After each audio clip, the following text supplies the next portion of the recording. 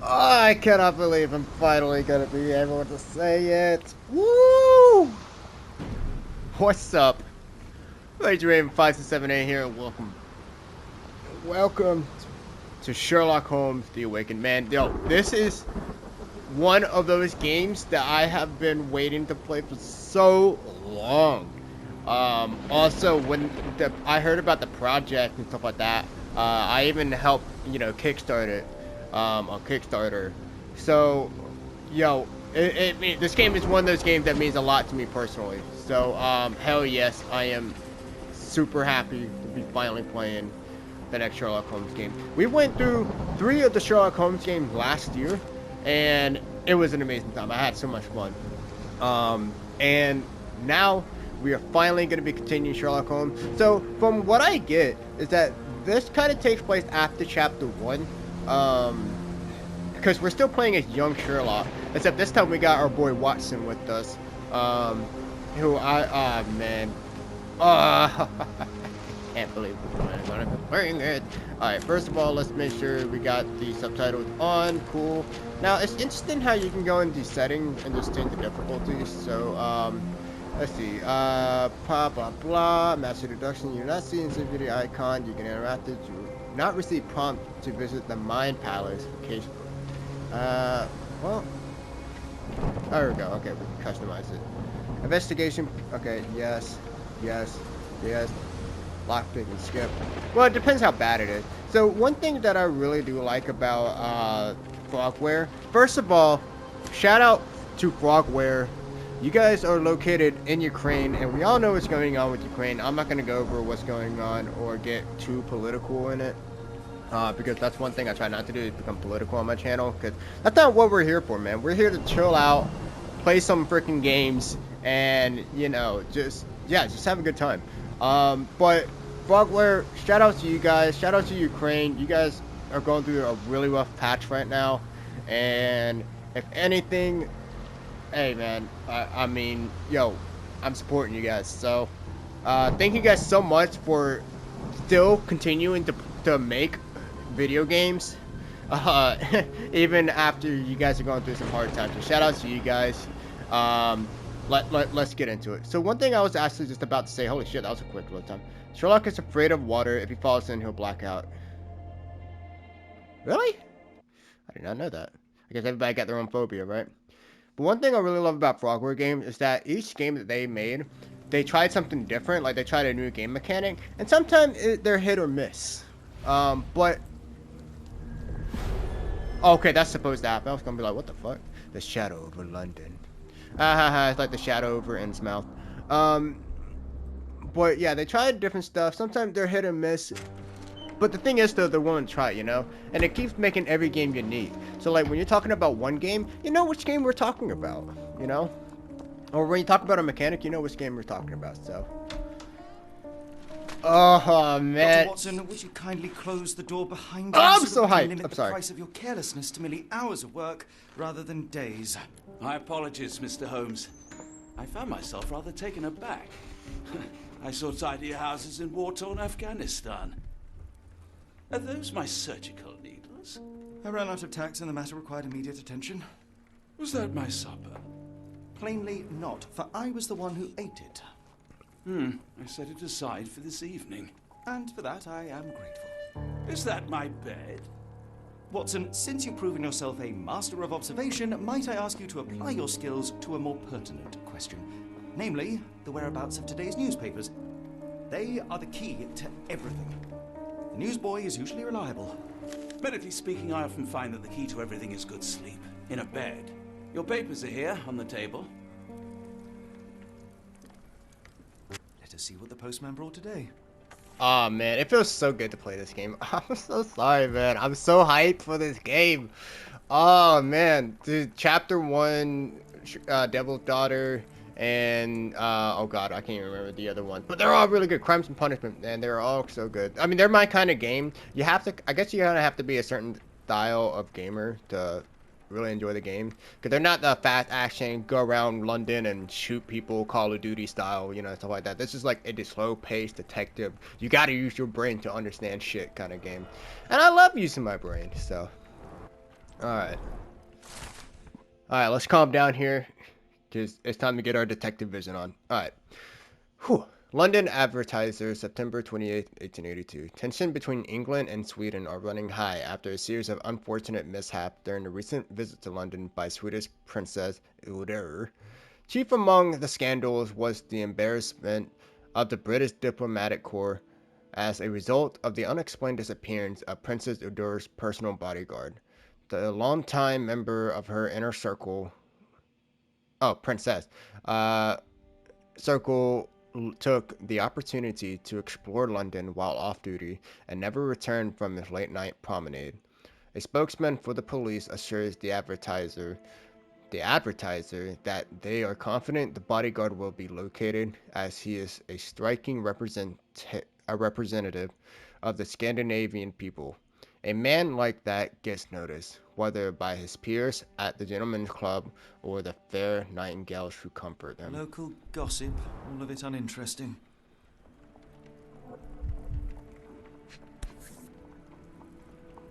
Your order from Barnes' bookshop has arrived, Doctor. Barnes insists on delivering the books to our door, even though we could easily walk to his shop. That's good service. Is that a reference to Barnes & Noble, by the way? Because, I mean, hey, I'll fuck with Barnes & Noble. So I'm a book reader, too. I'm sorry. I'm a nerd, man. What can I say? Another letter from Werner. I never reply, but they keep coming. Alright. I don't see the Strand. Where is it? Pardon me? I am on the precipice of uncovering a pattern of crime across London spanning many months and involving many men. The missing paper cannot be a coincidence. That's preposterous. My dear fellow, life is infinitely stranger than anything which the mind of man can invent. Well, life used your newspaper to wipe its posterior, so after that unpleasant discovery this morning, I disposed of it. But in lieu of the Strand, perhaps I can deliver you something equally tantalizing. I have just returned from a patient of mine, Captain Stemwick, who... No, that will not do. Grab your coat, Dr. Watson. Let us hope nobody has collected the dustbin. Oh, man. I forgot how eccentric Sherlock is a bit, so... I mean, I guess that's, you know, all logic and stuff like that, you know? So one thing that is pretty cool, so in the first Sherlock games that we played, you know, like, obviously he's kind of the same as who he is now. The dustbin is yours. But yeah, and you're trying to uncover, you know, the secrets of his family and all this stuff. Which I remember, man. I remember that ending when he found out that his mom tried to kill him. Dude, that's heartbreaking right there, man. It's rainy day. Why not dress something more appropriate? Open the casebook. Oh, we can just put stuff on. Oh hell yeah! Sherlock jacket. Okay. Cool and warm. We might be rocking that. So, oh, that's cool. Hey, I remember this this coat from the Sherlock game, from the first one that we played. The sailor outfit. Some of these outfits that we actually had to use in Chapter 1. I remember these. Cool. Oh, and you got the outfit from the Devil's Daughter. I remember this one. And I believe this is the outfit from, and I believe this is the outfit that no, because you can use multiple outfits in Crimes and Punishment. So, of course. Alright, we'll go ahead and go with this one. Yeah. Alright. Deerstalker, would you like to suit you? Yep. Alright, we'll go ahead and go with that. Just go ahead and check out this. Should we give my boy a little beard? Oh, wait, no, there's no beard. Aw, man. Oh, well. Fake bruises. Should have seen the other guy. Okay. Oh, we can customize Watson. Hell yeah, that's cool, man. Alright, we'll go ahead and give him a hat. You know, we're going outside. It's gonna be raining, you know. Let's, yeah. I'm sorry, I'm so hyped. Oh my god, I'm so fucking happy that we're playing this game. Alright. I'm sorry, man. I'm more hyped to play this game than I was with Resident Evil 4. No offense. I love Resident Evil 4. Great game, by the way. But... Nah, man. This is my jam. So...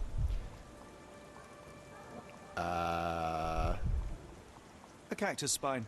If it gets in your skin, it's awfully tricky to remove, and when laced with poison, the perfect assassination tool. I will not ask what's that doing right outside our home, but okay. You were mistaken, Dr. Watson. The paper was indeed dirtied, but not how you implied. It's potting soil. See, Watson? The conspiracy is real. Someone tried to poison me. Poison? You? That's madness. Hold R2 to run. Get the Strand. Get your copy of the Strand here. Sorry, Mr. Holmes. I just sold my last paper. Blast. Then why are you still here? Boss pays by the hour. No sense in returning early. Any breaking news today? The dock accident. It's the talk of the town. Yes. Besides the tripe on the front page, anything about burglaries? I'm not sure, sir. You're a bright child. I presume you see everything that goes on around here? Nothing gets past me, mister. Then tell me, did you notice anyone suspicious at my door this morning? Like the man with your newspaper? Precisely. What do you know? I know the value of a shilling. Dr. Watson. Cool, now I can take the day off. Can you describe the man you saw? He was carrying a lot of books. Up to his chin they were. Ever heard of a well-read assassin? Looks can deceive. Hence the appeal of disguises. Which way did he go? Not sure. I was distracted by customers. Sorry. Did you see what he was up to? Nah, not really. I saw him approaching your house, but I had a customer. Then there's a loud bang. I ducked down. Not because I was scared, because I wasn't. I had to protect the merchandise. And all I could see was him kneeling at your door. All right. You earned your shilling. That'll be all. Thanks, Mr. Holmes. Maybe I could be your eyes and ears, if you have more shillings. Okay, so you mentioned that the man was holding a bunch of books. He was an assassin. He kneeled down and there was a loud bang at some point. So, let's see. Newsboy's testimony. The young newspaper seller didn't see much. He noticed a suspicious man approaching the house, and then he heard a loud noise. He said that the man was kneeling at our doorstep afterwards, but the newsboy lost sight of him due to customers. Apparently the man was carrying a stack of books. Cactus spine, potentially poisoned. The missing copy of the Strand was in the bin, with the cactus spine struck in a sheet. Such spines were very tricky to remove once embedded in the skin, making it a perfect assassination tool if dosed with poison. The rest of the newspaper is damp and dirty with pot and soil. Okay, let's keep a mental note about it being dirty with potting soil. It would explain where he would get the cactus spine and pot and soil, but but he took out a copy of one of the paper from the Strand newspaper. So, alright, Watson brought in the morning's post, but the Strand is missing. He disposed of it before entering the building because of the pages were soiled. There's still a chance it might be found, which we did. We found it in the dustbin. Okay, books from Barn. Among our morning deliveries is a book for Watson. It was from Mr. Barnes, the bookseller, who prefers to do deliveries himself. Attached to the book is Barnes' business card, which includes the address of his store just around the corner. Alright, and then this is the newspaper that we read, so interesting. So all we know is that the potential assassin he knew where we lived. He had a stack of books, and he intended to poison us. The thing is, though, that he got it from a copy of the Strand, and we're also talking about, you know, the Barnes bookstore too. So keep those in mind. Who ruined the Strand? Books from Barnes, Cactus Spine, potentially. Who ruined the Strand? Okay, so we're trying to figure out which ruined the paper. Obviously, it would be this thing, right? Oh wait. Okay, let's find out what we're doing here. The missing copy of the Strand was in the bin with the cactus spine stuck in a sheet. Such spines are very tricky to remove once embedded in the skin, making it okay. But wait, if we unmark that, what is this going to? Okay. Yeah, I'm just gonna try to... Okay, here we go. Questions are shown in the Mind Palace. Answer all questions, progress to the next chapter. The icon HUD notifies when there is a new question in the Mind Palace, or when you have enough evidence to answer one question. Okay.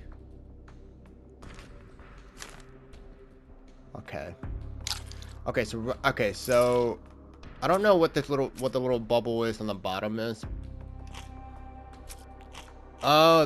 Oh wow, okay, that's the okay. So we got items, observation. Okay, now does this change too? Yes, it does. Oh, wait a minute, are we gonna be connecting? Oh, okay, so we're gonna be connecting some stuff too. Oh, I see. Okay, so the blue bubbles is gonna be connected to this little thing here, while the green bubbles are gonna be connected to the green thingy here. So we also have a potential of a yellow bubble, but we don't, obviously we don't have enough, clues to make observation of that. So what ruined the strand? So we got London advertised September 28th, and then the newsboy testimony. So that's what would have ruined the strand. Is this? Wait. And oh, okay, and then that. Because the newsboy's testimony says that the guy was let's see. The newsboy said this man was carrying a stack of books, and this morning Mr. Barnes, the local bookseller, delivered a novel for Dr. Watson. A cactus spine for assassination. A loud bang. A visit to Mr. Barnes is in order. Okay, yeah, so that makes sense. So yeah, that makes sense. What could have ruined the newspaper paper, I guess, that was probably carrying the cactus spine? That would be the stack of books. So that our assassin was carrying. Oh my god, it feels so good figuring this shit out again. Oh man, I'm so hyped. I love crime cases. So I mean, I don't like to be in a crime cases, and I feel sorry that those exist. But to solve them though, I don't know what it is. It gets my jimmies tingling. Yeah. All right. Come now, Mr. Holmes. Copy of Murder? the Strand Yes, here. Barnes has his quirks, but he also has his scruples. Not Do every you even pawn have knows it's part enemies of a that game. would want to kill you? Okay, perhaps. Get the From Strand. Cordona. Get your copy of the Strand here. All right. So let's go ahead and, as we said, let's make a visit to Mr. Barnes. So. I'll stand watch, just in case. Wait, the you can strange pin man- evidence for quick access. Okay, try to find the bookshop. Okay, so it's telling us to find the bookshop. Alright, I don't know what the little thought bubble is. I kind of forgot, but I do remember. So, the pin obviously means that we want to press square to actually pin the evidence, and then the little star-looking thing is the compass telling us where's our location that we should go to. There's Baker Street.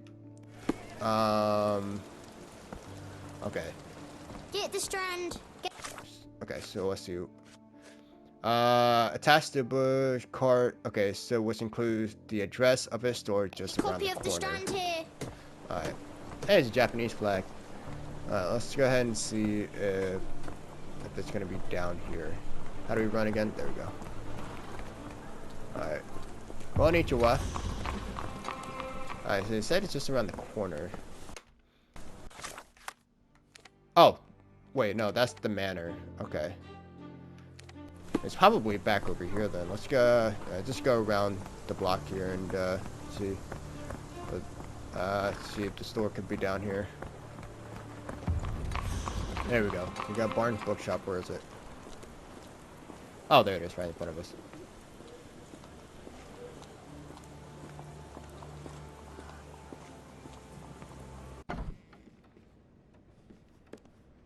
How about that Vogel fellow? He seems rather obsessed with you. Would he do something like this?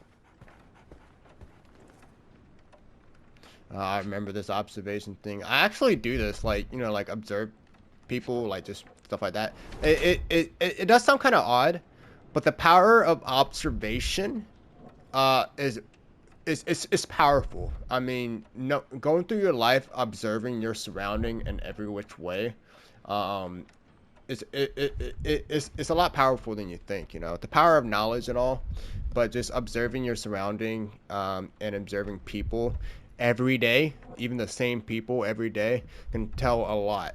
It gets your, I don't know, it just gets your mind working. Bag under eyes, the effects of overworking.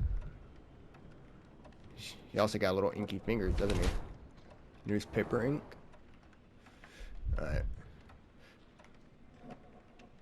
No wedding ring, so he's by himself. Leans heavily on his right leg. Sore left leg. High heels, wants to look taller. Okay, so let's see. So we either got workaholic or blackmail victim. So workaholic, Mr. Barnes has developed a limp and has large bags under his eyes, the result of long hours of intense work. He's not very confident. He tries to appear taller by wearing high heels. It seems unlikely that such a person would be involved in a murder plot, even if the ink on his hand suggests he is one of the if he is the one who soiled the newspaper. Nevertheless, Mr. Barnes could still be a pawn in a bigger plan without his knowledge, or blackmail victim. Mr. Barnes has large bags under his eyes, the result of poor sleep and stress. He has developed a limp, which is likely a result of an attack. He wears high heels to look taller or stronger, presumably to deter the future violence. Mr. Barnes being threatened by someone who might be involved in a plot against me. Okay. So we have to kind of compare the left to the right.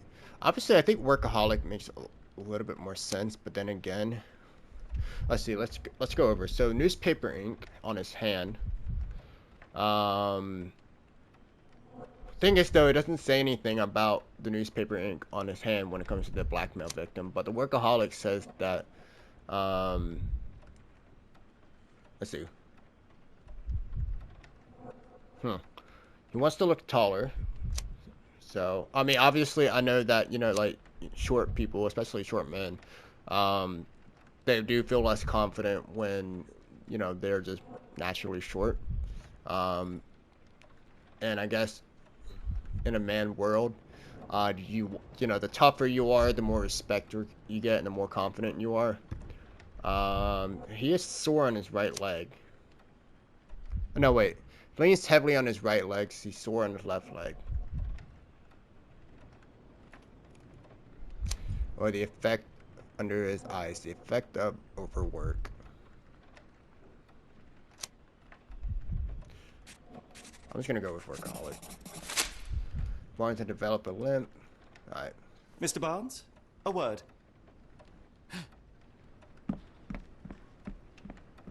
Oh, for goodness sake. He just bounces. Who goes there? Sherlock Holmes. Now will you please... Mr. Holmes. Golly, I did not see you come in. Would you care to answer some questions for me? Well, I wish I could, but I am deep in the weeds with work. How about we reschedule in a month or two? Come now, Mr. Barnes. It will only take a moment. Really deep in the weeds with important things. Well, help yourself to any book. Just take it and pay later. I trust you, Mr. Holmes. Barnes doesn't seem like himself. Why is he acting this way? You're asking the right questions, Doctor. Let's find a way to coax him out. Alright, there's our detective business. How you doing, doggy? Barnes has a dog now. Who's a good boy? Interesting. I know people with who would automatically get a dog. Dogs can help release some stress and tension. Plus, it helps you feel less lonely. Just trying to put it in The his ladder is case. broken recently, judging by the freshness of the wood. That would take, yeah. So if that was being used often, the wood wouldn't be used as, the wood wouldn't be as fresh as it looks. So it's definitely had to take some force to break that. I could hardly imagine anything more macabre.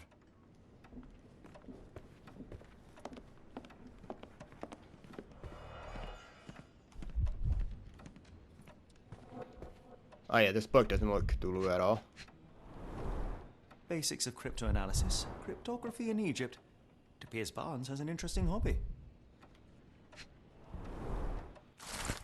Exotic plants catalog. A catalog of exotic plants on Barnes' counter. The name of the catalog reads, "Everlasting plants for an everlasting love."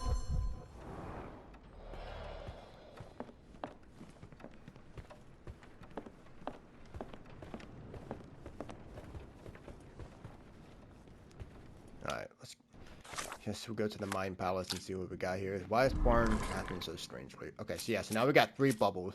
Which will go for observations, documents, testimonies, and items. So let's go with observation real quick. So why is Barnes acting so strangely? So the strand is missing. That doesn't make sense. Got character portrait of Mr. Barnes. Let's keep that right now. Alright. Mr. Barnes is involved in a scheme. That's possible. That's what we're thinking. And then Let's see. Cryptology books at Barnes. Well, he did have an exotic plant catalog. So, alright. Okay, interesting. Interesting. So things disappear.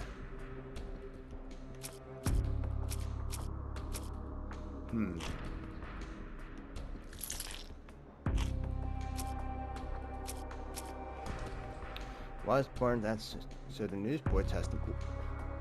Oh! Oh, that helps. So we can actually like read and stuff.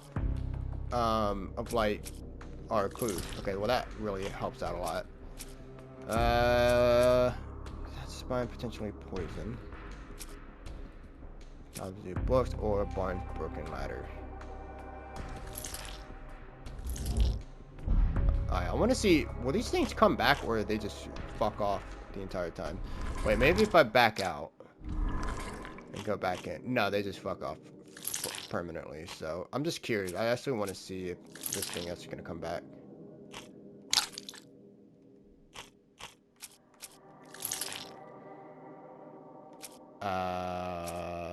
What?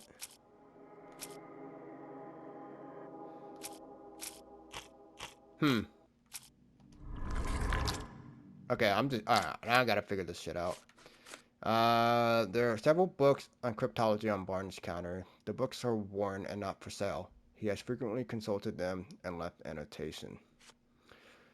Catalog of exotic plants on Barnes' counter. The name of the catalog reads, Everlasting Plants for Everlasting Love. Relatively new step ladder in the corner in the bookshop has a freshly broken rung. These boys said a suspicious man was carrying a stack of books this morning. And this morning, Mr. Barnes, the local bookseller, delivered a novel for Dr. Watson. So that will connect the two together. A cactus spine for assassination. A loud bang visit Mr. Barnes. Okay. Alright, so we got that. Alright, hold up. I want to unpin that.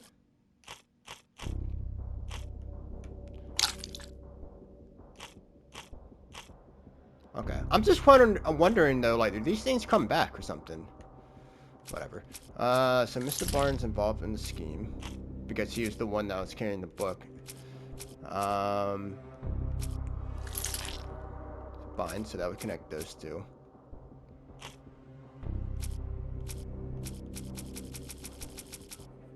Okay, I'm so confused right now.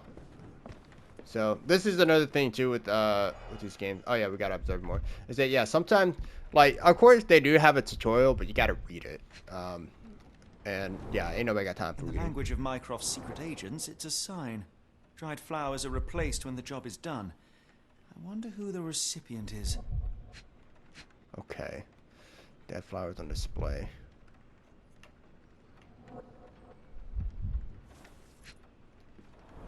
There's the stack An of books. improvised stand, but it does make the flowers more visible.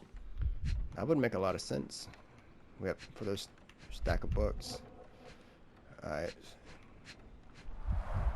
The finest view London has to offer.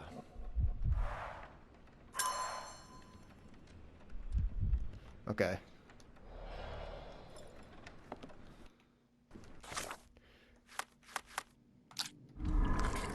If we go back to observe, okay. And dead flowers on display. Ah. Okay. Okay, I'm slowly getting it now. I think I'm slowly getting it. Alright, so yeah, so we got dead flowers on display. Which means... Okay, so why is Barnes acting so strangely? So he's definitely involved in a scheme. So we'll go ahead and go with Barnes' broken ladder.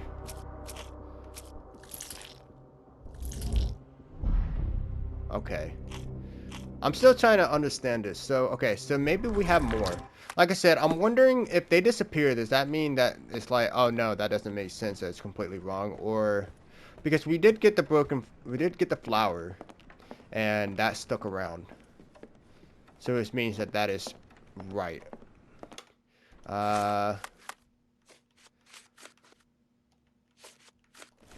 Okay. Yeah, let's just look around some more. We'll do one more sweep around, and then we'll try to figure something out. So this is only the first case, so once we like kind of understand the mechanics and stuff like that, we'll definitely have a better grasp on the game. Okay. Doesn't look like there's much else to observe and stuff. So, okay, so let's go ahead and go back to the Mine Palace. Alright.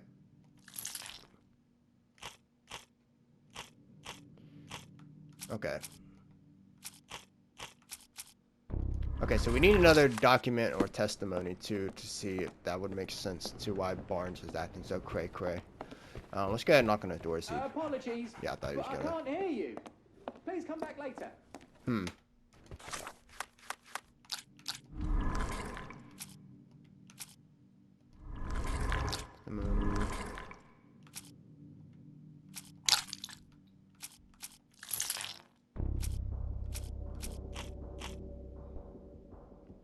Okay.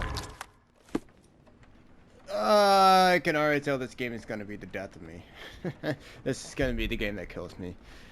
Alright, so let me explain what just happened. So as soon as I walked out the door, my dog came in, and my dog is he's annoying, to say the least. Alright, so I was like, okay, I'm gonna take you downstairs, you know, get away like that. So I had to stop the recording. And then when I came back to recording, I finished I recorded for like another 20 minutes for this episode and solved this case. Okay.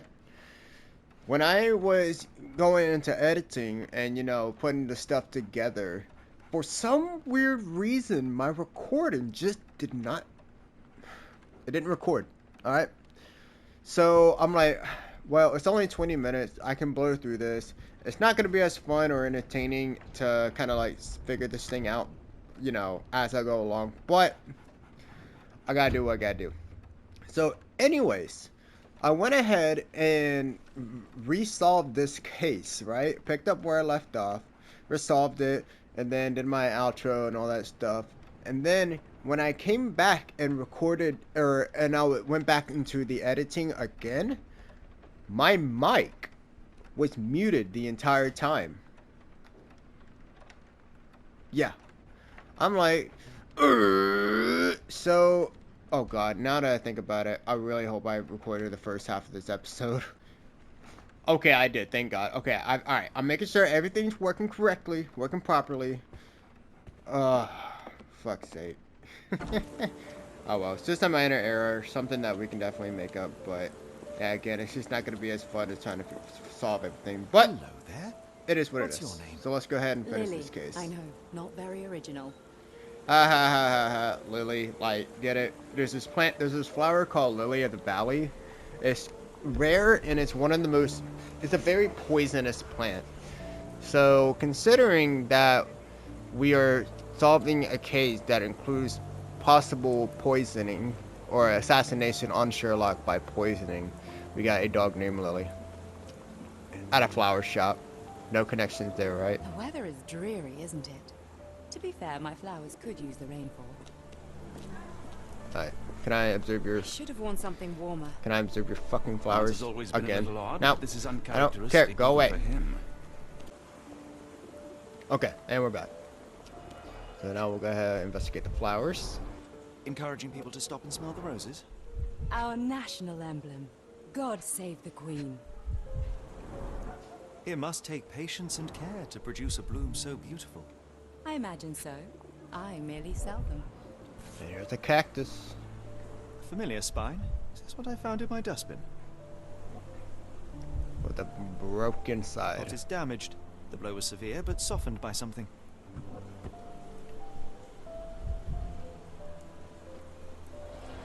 Anything tickle your fancy, Mr. Holmes? Alright, let's go ahead and observe Bay here. Distant look, avoids eye contact or distracted. Wears makeup for beauty or concealment. Mourning brooch, or brooch, whatever, honoring deceased husband, so she's a widow. Luxury fabric, unusual for work attire.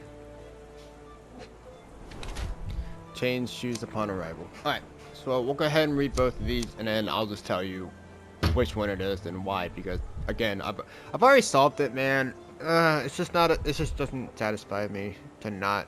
Whatever. All right, I'm done crying. All right, ready to move on. Mrs. Fleming wears a mourning brooch in memory of her late husband. Her dress is made from an expensive fabric that is not suitable for work. Her shoes shows no traces of mud. She must have changed them when she arrived. Her eyes constantly dart around the street, seemingly in search for something. Perhaps she's waiting for someone. While Miss Fleming cherishes the memory of her departed husband, she is trying to move on, as suggested by her makeup and nice outfit. Perhaps she is dressing to attract someone's attention, or simply because she has learned to love herself again. Still grieving. Miss Fleming uses makeup to hide her tear-stained cheeks. Her dress is made from an expensive fabric that is not suitable for outside work. Her shoes shows no traces of mud. She must have changed them when she arrived. While she tries to bury her grief by dressing extravagantly, she still wears a mourning brooch in memory of her late husband.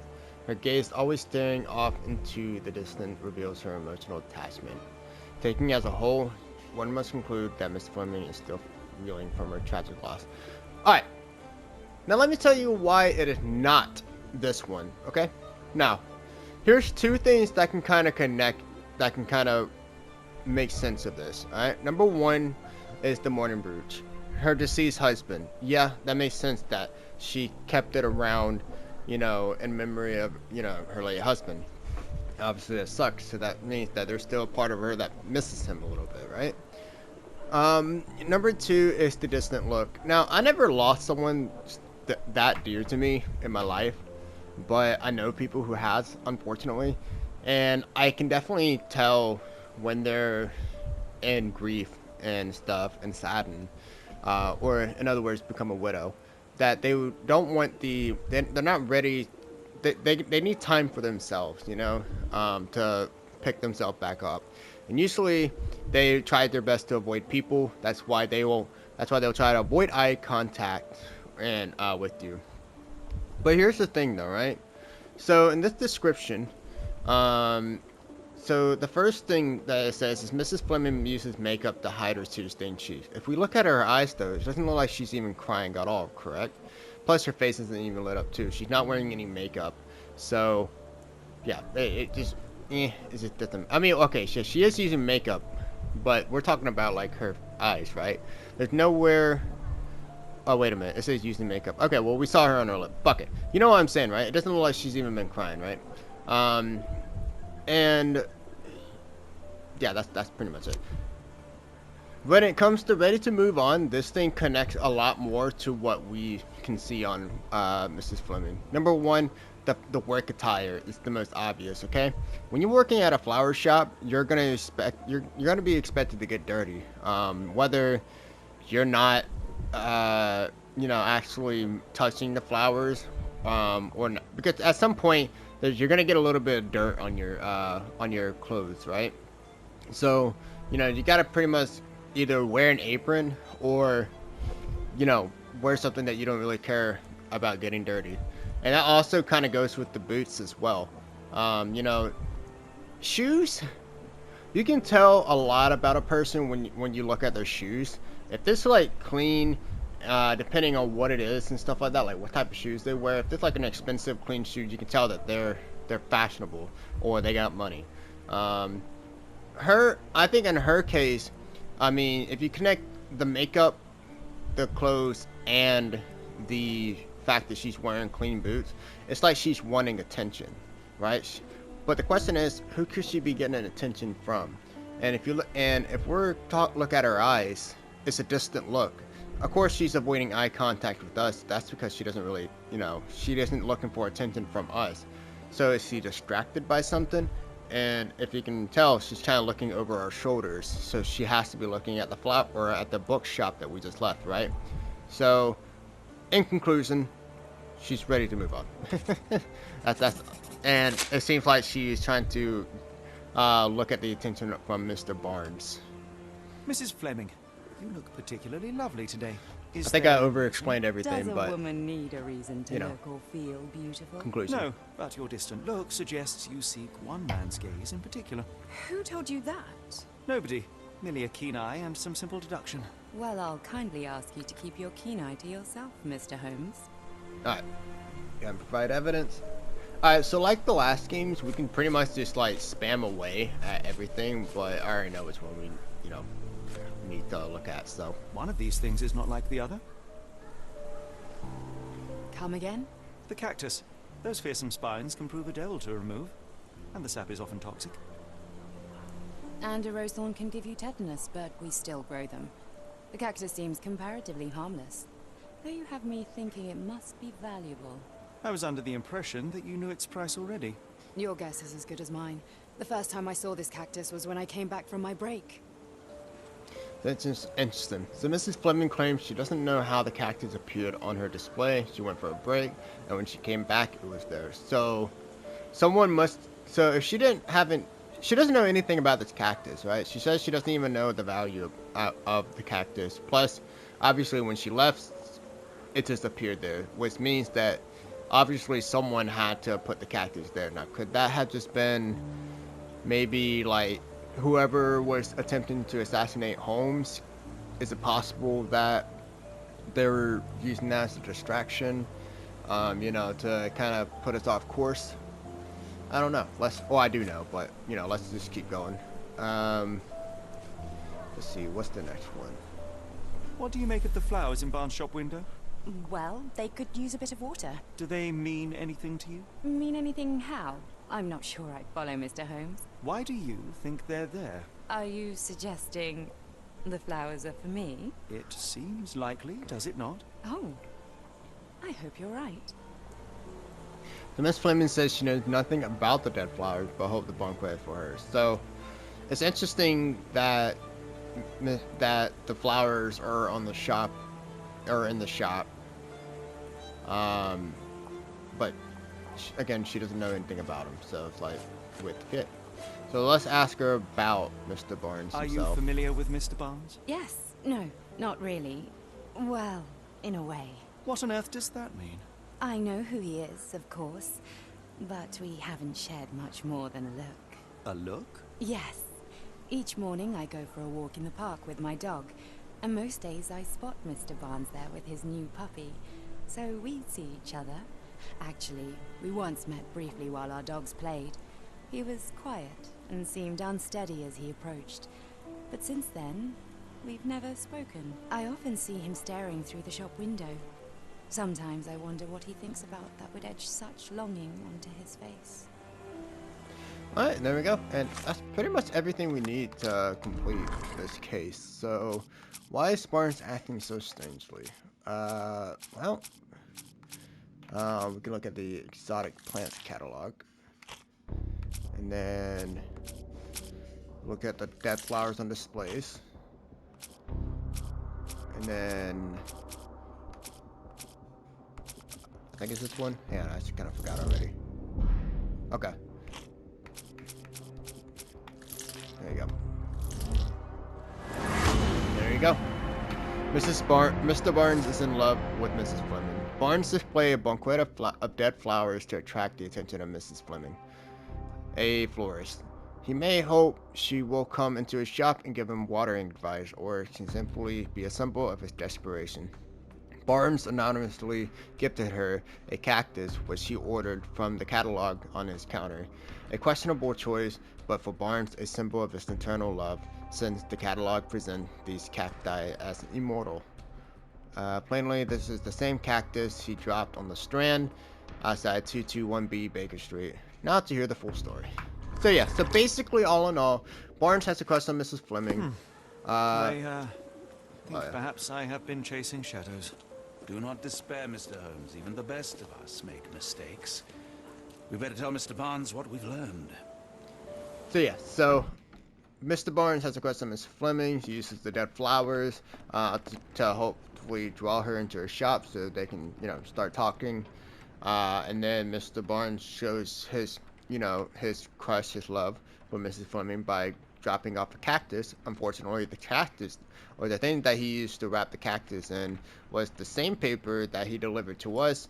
Was basically, yeah, that's pretty much it. So, I mean, we'll hear the rest of it here. Mr. Barnes, I know what you did, and I know why you did it. I'm sorry, Mr. Holmes. I can't hear you very well from behind the door. You ordered a cactus from the plant catalogue and then left it for Mrs. Fleming as a gift. You place flowers in the window to get her attention and wear high heels to appear taller and more desirable. You are her secret admirer. I couldn't read this morning's edition of The Strand because it was covered in soil and spines. I know you dropped a cactus on it and then fled. Barnes, it's Dr. Watson. Rest assured, we are not interested in disclosing your personal affairs to anyone, including Mrs. Fleming. Please come out. All right, then.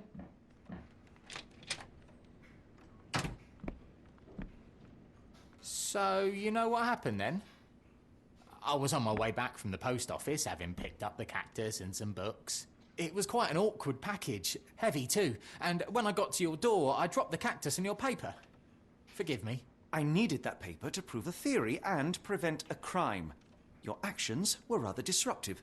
Your clumsiness carrying the post is matched only by the clumsiness of your romantic gesture. Oh, it's true. I am useless with this sort of thing. I'm not even sure if Mrs. Fleming noticed. She noticed. As in most things in life, truth is the answer. Cease with the abstruse signals and anonymous gifts, and simply talk to the woman. What is the worst that can happen? She rejects you, and you are freed from this endless purgatory. That... Yes, you are correct, of course. I do have a slight tendency to overthink things. Thank you. So, at last, we return to the matter of the paper. I'm investigating a string of burglaries. Did you perhaps read of any before the edition was spoiled? I don't recall, but you're welcome to read our copy for yourself. You had an issue of The Strand here all along? Well, naturally. I am a bookseller. I have a subscription to every magazine and newspaper in London. So you ought to be familiar with the concept of burying the lead. Oh no, my apologies, Mr. Holmes. I'll make it up to you however I can. I am an expert on obscure languages and translation and. Yes, okay. Just give me the paper. The Strand, September 28th, 1882. Salts. Oh, I've read this 3 times and I still can't pronounce this fucker's name. Saltpetre explosions. Saltpetre, whatever. Explosions, rocks, docks. Locals at the Port of London had a rude awakening last night, with loud bangs and thick red smoke disturbing the peace. Merchant ship Moskva had docked at Pier N3 in the early evening en route to Europe, when it was rocked by several concussive explosions. The Port Authority is yet to comment on the incident, and it is unknown if any crew members were on board at the time. Eyewitnesses report seeing salt leaking into the river, but with the area still off limits to workers and the public, it may be some time before we have a full account of what transpired. Come, Dr. Watson. Let us put this matter behind us. Farewell, Mr. Barnes. I hope to hear good news about you and Mrs. Fleming. Alright, so yes, that will conclude our first episode. That was a hell of a ride for me. Hopefully this thing records this time. But anyways, so yeah, so for what the game is gonna be, you know, with Cthulhu and all that stuff, for newcomers of the series and stuff like that, this cannot be a more perfect case to start out with. I mean, really, it's safe, it's short, and it's not. I mean, I'll admit it's not really that hard if you kind of just, you know, like with this game, it's not like Call of Duty where you go around shooting, turn your brain off, and play the game. This game, like, you actually have to put your thinking cap on, and you know, just kind of solve stuff like that. It does take some time to get used to. Each Sherlock Holmes game, the thing I love about Frogware that I keep saying is the fact that they try something new in each game, and sometimes it works, sometimes it doesn't. But yeah, this is, as I said, this is a very good first case for newcomers, and pretty much, you know, veterans alike. I mean, you know, people who've played the other games, stuff like that. But yeah, that's all I'm gonna say. Anyways, thank you guys so much for watching, and I'll see you in the next one. Later.